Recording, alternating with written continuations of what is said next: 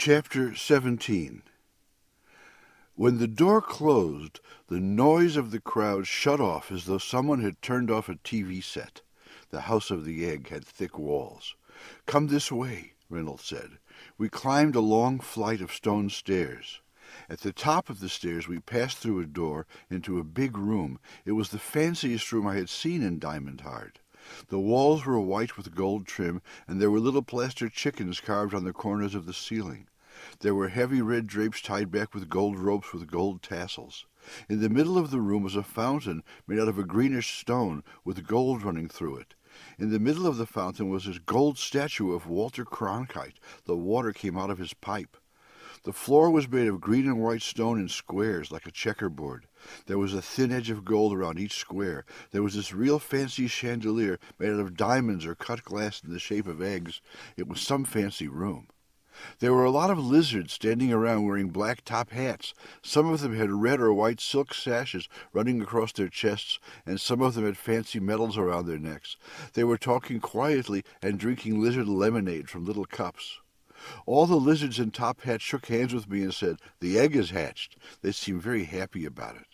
Someone was just handing me a cup of lemonade when Charlie came through a big gold door. "Victor, come in here and see what we've got," Charlie said. He was wearing a top hat, too, and a red sash, and a gold medal with a diamond the shape and size of an egg in it. He waved me into the room he had just come out of. It was fancier than the room with the Walter Cronkite fountain, only cozier. It was sort of like a king's bedroom. Running around on the floor was a tiny baby chick, all yellow and fuzzy, and running around after it, clucking, was Claudia. "You can see what happened," Charlie said. "No sooner did Claudia and I come into the room where they kept the egg. You were told all about the egg, weren't you?" I said I was. "It's supposed to hatch out the king of the lizards or something," I said. "Something like that," Charlie went on.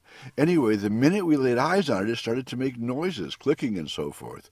Reynolds got really upset and ran for the lizards whose job it has been to look after the egg all these years. Claudia's instincts took over and she hopped on top of the thing.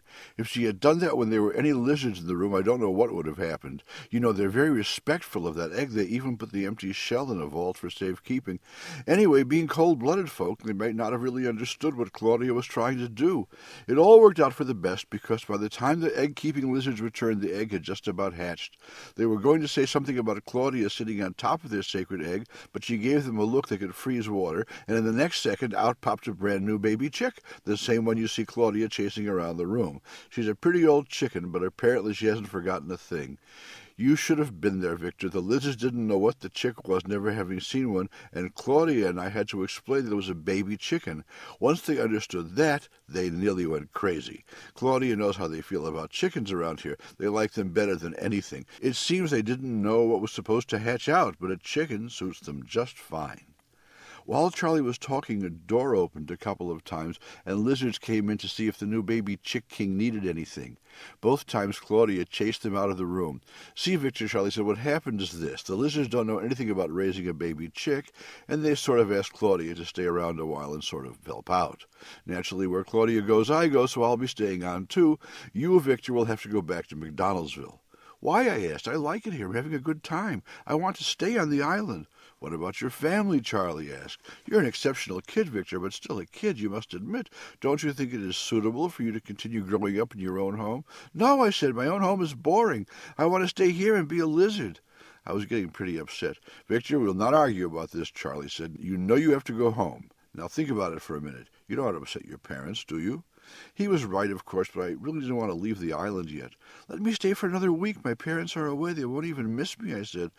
"The island may not come back this way for a year or more," Charlie said. "Besides, you know the legend about the egg. The island is supposed to start getting less visible now, easier to get to. I'll see to it personally that you get back sometime. You have the chicken man's word of honor." "When will I have to leave?" I asked. "Right now," Charlie said. "They'll have a hard job getting you to the coast before the island starts moving. Transportation from the island to Hogborough is being arranged right now."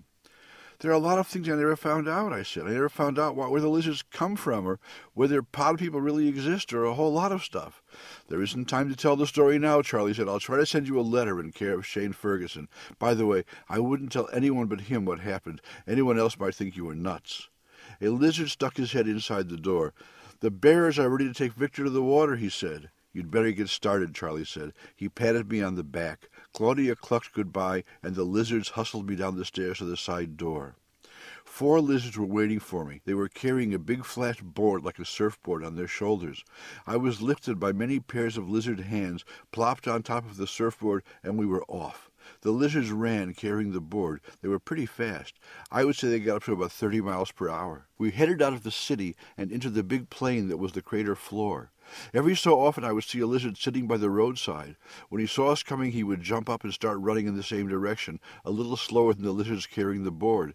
As we caught up with him, the running lizard would fall in behind one of the lizards carrying, and that lizard would drop out. This went on the whole time I was traveling overland by surfboard. No lizard carried the board for more than about 15 minutes. When we were climbing up the inside of the crater wall, the lizards changed places maybe every 5 minutes. And in the really rocky places, there were hundreds of lizards who didn't run but just passed the surfboard from hand to hand. I made the whole trip at a steady speed, and at no time did the surfboard ever stop or slow down. The lizards were so skillful at handling the surfboard that it never rocked at all. I was able to sit on it as comfortably as I were sitting on a solid floor. In fact, after I got to feeling confident, I even stood up and walked back and forth in the fast-moving board. It was quite a ride. It was late afternoon when we reached the crater rim. I took a last look at Thunderbolt City. The red sunlight was making the gold rooftops shine. A minute later we were running down through the forest on the outside of the volcano. The lizards sort of sang or chanted as they ran with the surfboard. When a new lizard took his turn, he would join in the song. Before long I could see the lake through the trees. The sun was almost setting and the water was shining red and gold. The lizards put down the surfboard and told me to take off my clothes. As I undressed, the lizards put my stuff into the same garbage bag that Charlie and I had used when we came onto the island. The bag was tied around my ankle. I got back on the board and the lizards carried it out to the water. Nobody had stopped to say goodbye to me or shake hands or anything. That bothered me a little. I was sitting on the surfboard and maybe a dozen lizards were swimming alongside. It was getting dark and I was a little worried that they were going to get me through the barrier somehow and just leave me to find my way back to Hogborough. What the lizards did when we reached the barrier was all grab hold, drag it underwater, give a terrific shove, and the board with me hanging onto it just slid under the barrier and bobbed up on the other side. I looked around for the island, and it was nowhere in sight.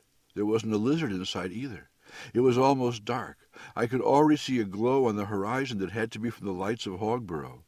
It wouldn't be too bad paddling the surfboard to the city. I could rest on it. I wasn't in any danger of drowning. There was a loop of rope attached to the front of the board. I crawled forward to grab it. I thought I might loop it around me so there would be less chance of my falling off the board if I fell asleep. When I touched the rope, it was taut. Also, when my hand touched the water, I could feel that the board was moving, fast. It was moving toward the lights of Hogborough. There was just enough light to see the ends of the rope disappearing into the water. Something under the surface was towing the board and me. It was something pretty strong, too. I lay down on my stomach and held on to the sides of the board. I kept the plastic garbage bag between my feet. At the rate the board was going, it would have dragged me into the water if it fell overboard. To play safe, I should have untied it from my ankle, but I never thought of that until much later. It was a turtle that was towing me. He took a rest after a while, came to the surface, looked around, burped, submerged, and went back to towing. He was as big as a house. Actually, he was as big as a small house. I never knew there were turtles that big in Lake Michigan. I didn't get a real good look at him. All I could see was the outline of his shell between me and the lights of Hogborough. He was definitely as big as a house. The ride couldn't have taken much more than an hour. The turtle swam under the board, bumped it over, and left me sputtering in the water about 100 yards from shore. He and the board were gone. I could see the headlights of cars that were driving on the road that goes along the lakefront in Hogborough. I swam with the garbage bag floating behind me and crawled up onto the beach. There was a street light not far away. There was a green haze of air pollution and mosquitoes around it. I sat on the beach drying off for a while. I felt sort of depressed. Charlie and the lizards, even the turtle, had all rushed me out of Diamond Heart as if they were throwing out the garbage. There was probably a big party going on to celebrate the new baby chick king. I wasn't going to be there. I probably wouldn't even get to see it on TV because the island was scheduled to float away during the night. I slowly untied the garbage bag and got my clothes out. I got dressed and started to fold up the garbage bag. There was a big wire wastepaper basket under the street light, and I thought I'd dump it there. There was a lump in the bag. I had left something in it. It felt too big to be anything but a shoe, but too big even for that. Besides, I was wearing both shoes. I unfolded the bag and reached inside. There was something soft and familiar in there. It was my squirrel. There was something shiny hanging around his neck on a ribbon. It was a little gold medal with an egg-shaped diamond in it. On the back there was an engraved inscription. I ran over to the street light and read it. To our friend Victor, we will never forget you. Reynolds and the gang. I crossed the road, carrying my squirrel, and headed for the bus terminal.